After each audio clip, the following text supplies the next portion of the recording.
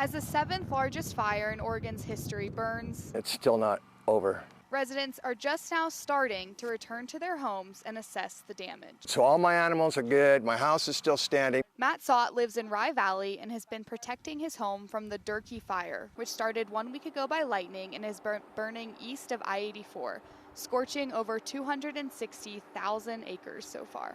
And Matt says it's been a community effort. And I was helping my neighbors chase cows out of there because we knew it was coming. And his neighbors helped him when the fire surrounded his home.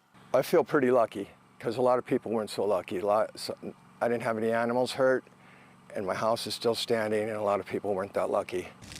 Currently, these fires are the #1 fire priority in the nation. That includes the Badland Complex fire, which is burning over 23,000 acres west of I-84. Both are causing fear for residents throughout the state.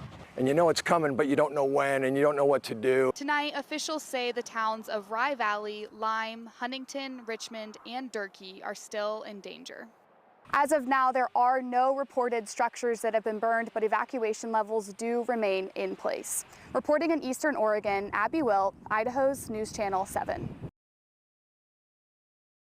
A 20-foot deck on the back of a tractor, lasers killing weeds. When the weeds are incredibly small, and by incredibly small, I'm talking about size of a dime. Dime or smaller, you want to get in and hit them then, because if you don't, then you're going to run into issues where the weeds will just run rampant. He says the problem with weeds are not the weeds itself, but the cost of chemicals and labor.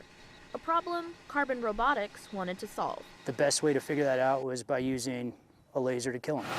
It's a combination of AI, cameras, sensors, and tractor power. So by using the AI and deep learning, it's able to determine the difference between a crop and a weed, and then tell the lasers to ultimately eliminate the weed within a millimeter of the crop.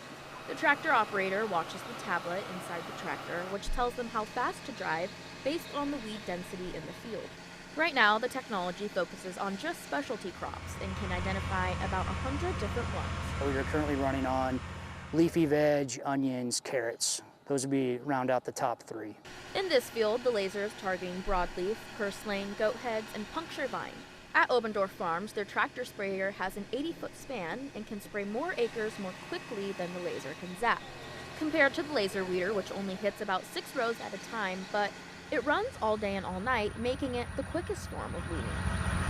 In a field like the one we're in right now with about 50 acres, this would probably take us a little over 30 hours. The tool costs upwards of $1 million, but Obendorf Farms partnered with the farm in Texas to split the bill. When you have a northern hem and a southern hem, they might only be using this for 12, 14 weeks out of the year. So to split the cost of the unit, it's ideal to find a partner down south so that they can then use it for their piece of the season that's opposite from, up here in the Treasure Valley. Cole says the tool will head south in about 3 to 4 weeks. When it's done, the goal is to have a better product at the end. We're trying to figure out how we can get our onions in the field to be the best they can be. Sometimes you got to start at the beginning. And so we wanted to limit the amount of herbicide that we're actually using on our onions and keep them in full growth mode instead of rehab mode throughout the season. Obendorf still sprays pesticides and fungicides, but for now, herbicides they'll shield spray in between their rows and laser weed directly next to their crops so that the chemicals no longer make contact with the onions. When looking at the past few years, we can see numerous examples of violent extremism. In March, police say 2 Idaho men who were arrested for a hospital shooting, prisoner escape, and could be involved in a pair of murders are members of the Aryan Knights, a white supremacist prison gang. Last year, 31 members of a white nationalist hate group from 13 different states, including Idaho, were convicted of planning to riot at a pride parade in Coeur d'Alene in 2022.